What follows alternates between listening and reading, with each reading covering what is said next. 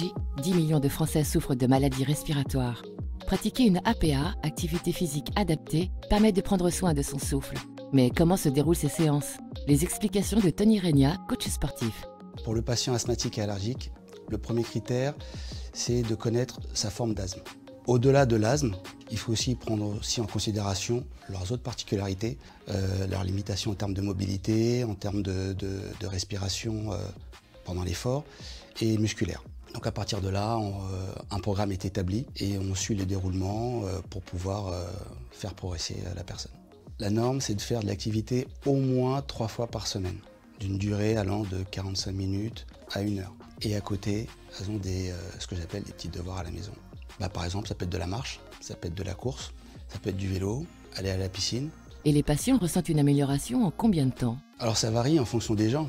Voilà, ça varie en fonction du type d'asthme. Mais en général, si c'est bien suivi, au bout de 3 semaines, on commence à avoir une petite amélioration.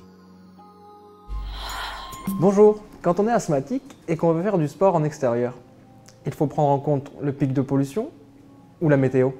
Bonjour Hakim, oui c'est absolument indispensable lorsqu'on est asthmatique de tenir compte de l'environnement quand on fait du sport. Les pics de pollution, il faut essayer de les éviter. Je choisis les moments où il y a moins de pollution, typiquement des moments où il y a moins de trafic automobile. La température, c'est aussi très important. Quand on est asthmatique, on a une hyperréactivité des bronches.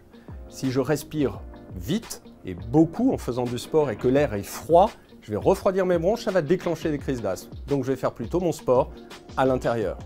Au contraire, lorsqu'il fait chaud et sec, je vais déshydrater mes bronches et ça va être très mauvais, ça va également déclencher des crises d'asthme. Donc là, je vais choisir des heures fraîches de la journée, le matin ou le soir pour faire mon sport. Asthmatique depuis l'adolescence, Stéphane a décidé d'activer son souffle après avoir pris beaucoup de poids. Retour sur son combat. J'ai pris énormément de poids en raison de mon inactivité, en raison de mon activité professionnelle, beaucoup de stress. Et là, mon médecin généraliste m'a dit « mais attention, si vous ne faites rien, il va vous arriver des ennuis ». Alors je me suis mis à faire des footings. Ça commençait par un petit footing, 500 mètres. Je m'arrêtais à 200 mètres, je faisais la marche pendant 200 mètres. Et puis ça a été comme ça plusieurs mois. Et puis les sorties devenaient de plus en plus intéressantes. C'était plus 500 mètres, mais c'était plusieurs kilomètres. Et puis un jour, il se lance un défi, participer au marathon de Berlin. Et donc le marathon de Berlin, pour moi, correspondait à une volonté de démystifier cette question de quand on est asthmatique, on ne peut pas faire de sport. Ma pathologie aujourd'hui s'est nettement améliorée. Avec de l'entraînement, bien sûr, avec un traitement adapté, eh bien, je peux absolument faire des marathons, des semi-marathons. Et ça, je remercie vraiment le médecin généraliste qui, à l'époque, m'avait vraiment poussé à faire du sport. Presque tous les sports sont praticables si l'on souffre de maladies respiratoires, sauf la plongée sous-marine pour les asthmatiques et l'équitation pour les allergiques aux poils d'animaux. On évitera aussi l'exercice en extérieur, quand l'air est froid et sec. Il existe des traitements efficaces, le sport reste un plus pour prendre soin de son souffle. Les explications du professeur Jesús González, pneumologue. Le sport est très important quand on est patient asthmatique, et je dirais pour 3 raisons. La première, c'est qu'il ne faut surtout pas se limiter dans le sport, et si la maladie est bien contrôlée, on doit faire du sport normalement. Permettez-moi une petite anecdote personnelle. Quand j'étais jeune, j'avais un copain, il était dispensé de sport parce qu'il était asthmatique. Alors je m'en ai fait une montagne, mais en tous les cas, c'est faux. Maintenant, on ne se limite plus. Un patient asthmatique doit faire du sport, et c'est une bonne manière d'ailleurs pour lui de voir si sa maladie est équilibrée. La deuxième raison, elle est pour les raisons générales pour lesquelles on recommande de faire du sport, à savoir l'amélioration de la condition physique, cardiaque, mais on améliore aussi les muscles respiratoires. Et la troisième raison, pas très connue, c'est que si on a une crise d'asthme, si on est dans de bonnes conditions physiques, on aura une meilleure résistance, on luttera mieux en attendant son traitement de secours ou d'aller se faire traiter en urgence. Il y a 2 messages importants à passer aujourd'hui. Le premier, pour les asthmatiques, surtout ne vous limitez pas dans le sport. C'est ça qui va dire si votre maladie est équilibrée. Vous devez faire du sport au même niveau que tous les autres.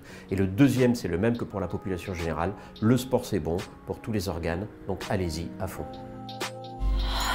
Bonjour, je suis asthmatique et j'ai du mal à respirer dès que je fais des efforts, mais j'aimerais bien me mettre au sport. Est-ce que c'est dangereux pour moi ? Alors bonjour Flore, lorsqu'on est asthmatique et qu'on est gêné quand on fait des efforts, c'est que l'asthme est mal contrôlé. Première chose à faire, retournez voir son pneumologue et vérifier que le traitement soit correct. Une fois qu'on a adapté le traitement, il y a des précautions très simples. La plus simple, c'est de prendre systématiquement 10 à 15 minutes avant de faire un effort programmé, 2 doses d'un bronchodilatateur. Et vous allez voir que dans 70 à 80% des cas, vous ne ferez plus de crise d'asthme à l'occasion de l'effort. Cyclisme, running, Laurane était très sportive, jusqu'à ce qu'on lui détecte un asthme sévère en 2020, avec un impact réel sur son quotidien. Au quotidien, ça chamboule un peu tout, je dirais, parce que c'est vrai que c'était devenu compliqué de monter 3 étages. Et par rapport à ma pratique du sport, c'est vrai qu'il faut un peu tout réapprendre, il faut se réhabituer. Une pratique sportive facilitée par ces traitements, notamment le bronchodilatateur. Quand on pratique le cyclisme, on ne se rend pas toujours compte de l'effort que ça représente, notamment parce qu'on dit souvent que le vélo c'est un sport assez doux. Finalement, le traitement il permet vraiment de retrouver une partie des capacités perdues et donc il permet de pratiquer correctement le sport. Mon message pour toutes celles et ceux qui souffrent d'asthme et ou d'allergie, c'est de prendre le traitement correctement. Déjà, je dirais que c'est la base parce que c'est vraiment une aide et c'est vraiment quelque chose qui va nous aider à retrouver nos capacités. Mais c'est surtout de persévérer et de continuer.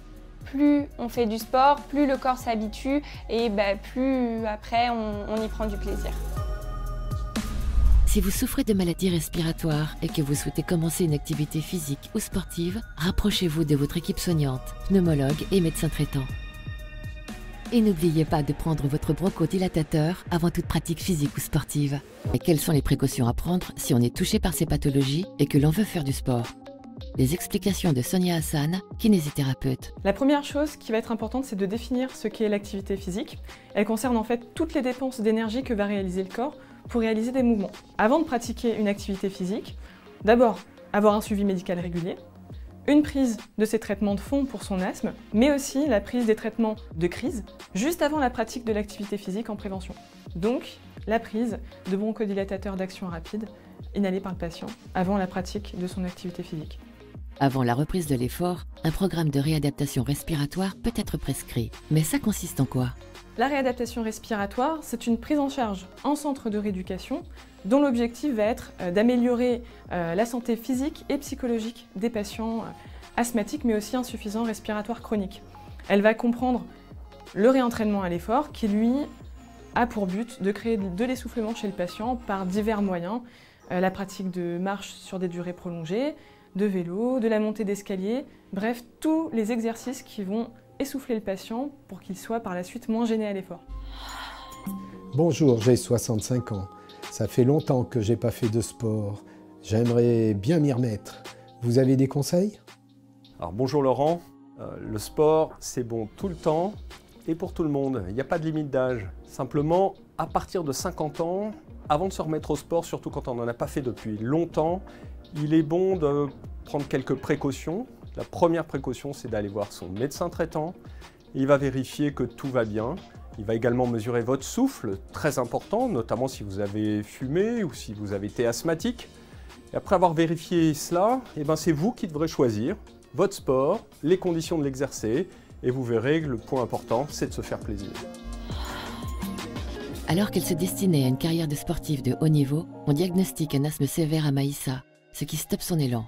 Ce que ça a changé dans mon mode de vie, déjà, il faut savoir que je ne pouvais plus monter des escaliers. Porter un pack d'eau, ça me rendait essoufflée. Et puis par rapport au sport aussi, c'était très dur. Ça m'a mis un gros coup au moral parce qu'en tour de terrain, je ne pouvais plus le faire. Asthmatique et sportif de haut niveau, est-ce compatible? Oui, il est compliqué d'être sportif de haut niveau, enfin avoir cette ambition et être asthmatique. Ça change le process, si vous voulez. C'est-à-dire qu'on doit adapter les séances afin qu'on puisse quand même aller au bout. Mais on ne progresse pas non plus à la même allure qu'on aimerait si on n'était pas asthmatique. Et il est vrai que sur certaines séances, ça devient assez rapidement très compliqué, surtout sur les séances de 300 mètres par exemple, 250 où il faut cavaler on va dire, parce que les poumons se resserrent très rapidement et l'air a du mal à passer. Le mot de la fin, Maïssa? J'ai envie de vous dire allez-y. parce que dans tous les cas, le sport reste très bon pour la santé. C'est vrai que c'est pas évident, ça peut être frustrant, ça peut être dur mentalement. Il faut s'adapter, ça va prendre peut-être un peu plus de temps que prévu, mais vous pouvez le faire. Allez Maïssa! Allez,